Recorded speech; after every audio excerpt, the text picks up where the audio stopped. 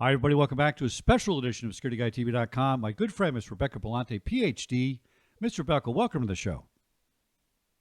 Thank you, Chuck. I'm so happy to be here with you. I am happy too, and I'm really excited. This is your third annual, I think, conference, the Uh-huh. 2021 Disaster Behavioral Health Conference. It's February 9th and 10th, online this year, but it's just as good. In fact, probably better. Tell us about this. I'm really excited about this. You are one of the very few, if the only, conferences of this kind that I know of that merges disaster, behavioral issues, looking at active shooters and violence and health issues. It's really the entire picture that I think is most necessary to do the best threat evaluations in the business. You're right, Chuck. In fact, every year we have a different theme. Last year it was working with unique populations. This year the theme is related to the wildfires. Next year it's going to be with veterans. So every year our team puts together a theme and a great lineup. And this year it's completely remote, which will give people the option to attend the training wherever they are in the world. And it's just some wonderful speakers. Hopefully in the future we'll have still the remote, but in person. So that way, Chuck, hopefully you get a chance to come back up to Oregon. It'd be great to see you again. Absolutely. And it's very easy to register. All you have to do is go to dbhconference.com. That's David Boy Henry Conference.com and sign up and register. And tell us about some of the guests you're going to have, just kind of in general, some of the speakers, because these are some people that walk the walk and talk the talk. Yeah, one of the speakers we have, her specialty is with the mobile morgues, which, Chuck, with your law enforcement background, you probably have had more exposure to that. Me, myself, as a counselor and other responders at different levels, it's kind of this mystery of what does that even mean, or what does it look like, or how do we support folks during that process. So Dr. Nikki Vance will be doing a couple of sessions.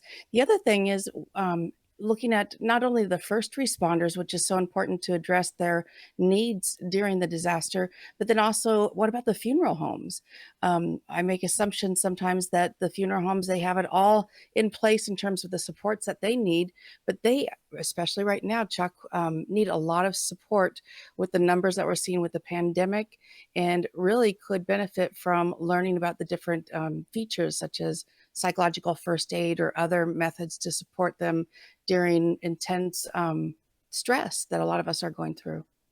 Now, one thing you touch on, first responders, of course, is, kind of the flagship topic people talk about. But there's last responders. Define that for me, because I'm not sure everybody understands what a last responder is.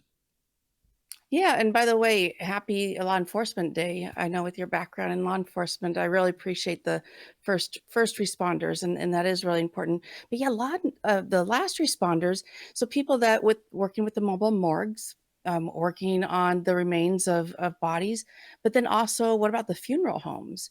And so the staff that work the front desk, the people that work with the families, and especially during the time of a pandemic where it depends on which state of how the procedures and processes play out. And then you have the cultural implications. So another topic at our conference is looking at the Latinx community and what are some resources that we need to put in place ahead of time, which is always important to think about who are my liaisons, or how can I get resources in place ahead of time so you can be better prepared when different disasters affect your community. Well, the cultural component is so important, and I think it's overlooked. And when I was a young police officer, I worked in many different areas: East LA, West LA. I worked for the state police. And when you come across different people in different backgrounds, if you say something just a little differently that you would say to somebody else, Mhm. it can change the whole context of your conversation and change the outcome of your success.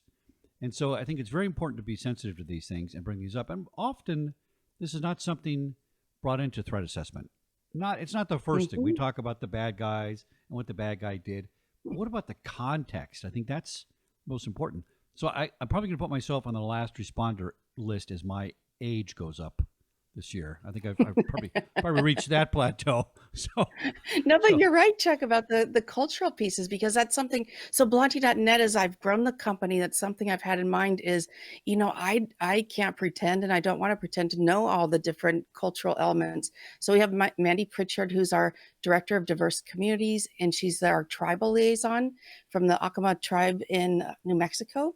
And she's helped me a great deal think through, hey, we need liaisons to different areas so that way we can internally have some resources and training, but also work with our clients, whether it's state government or in the private sector. So that's something I'm very proud that the company has grown, not just for the conference, but also for, like what you said, with behavioral threat assessment or safety assessment is what I'm hearing lately, a little bit of a shift in the field.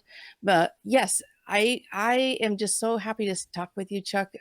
Known you for a few years, since even before I started this company, and it's just been great to stay connected with you and still grow the company and see how things go, especially during the stressful time where we need some pieces of hope and positivity, which you certainly can bring into my spectrum, and I really appreciate that.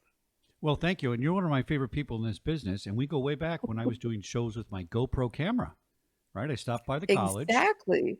and I think you were Yep. under my 100th shows, right? So you were in the first 100 and up to 2,000 now.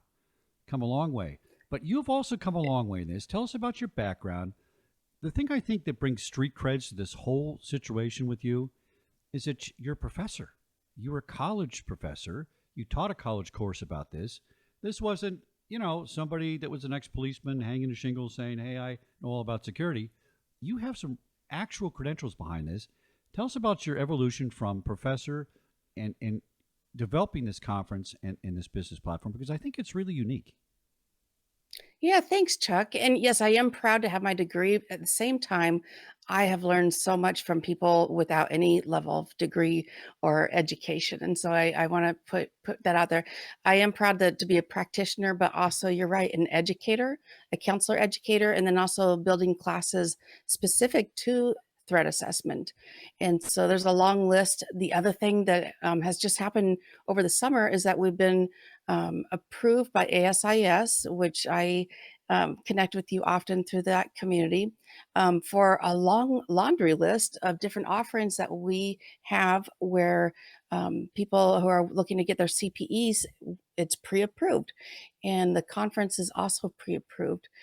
So yeah, it's been an interesting journey to still have that educator hat on, my counselor background, but work with the security professionals who I continue to learn from and really bring all those pieces together, which is the crux of having that multidisciplinary team to help prevent mass targeted violence. SIA certification is huge. It certainly lends a huge amount of credibility to your platform, and I really encourage people to take a look at this. Rebecca, if somebody's going to walk away from this interview with us and you want them to know one thing about this conference, let us know what that is. You know, self care is so important, and also thinking ahead of time of what those resources might be. Go onto the website, even if you just glance over the topic. Here's some things probably that you've already experienced and you've helped out in different situations, but you thought, I probably should have gathered some more information. And so being better prepared, and then also having that community around you that you can lean on, which is so important. Community such as security guy and getting to know you, Chuck, and then with ASIS and other groups of support, especially as we're all a little more isolated and remote. It's really good to have people that you can lean on. Rebecca Bolante, PhD, CRC, a certified rehabilitation counselor. Miss Rebecca, I wish you luck. I want everybody to go to dbhconference.com, register for the 2021 Disaster Behavioral Health Conference. It's February 9th and 10th. You can also get more information at bolante.net. Miss Rebecca, thanks so much for coming on the special edition of SecurityGuideTV.com. Thank you, Chuck. Great to talk with you.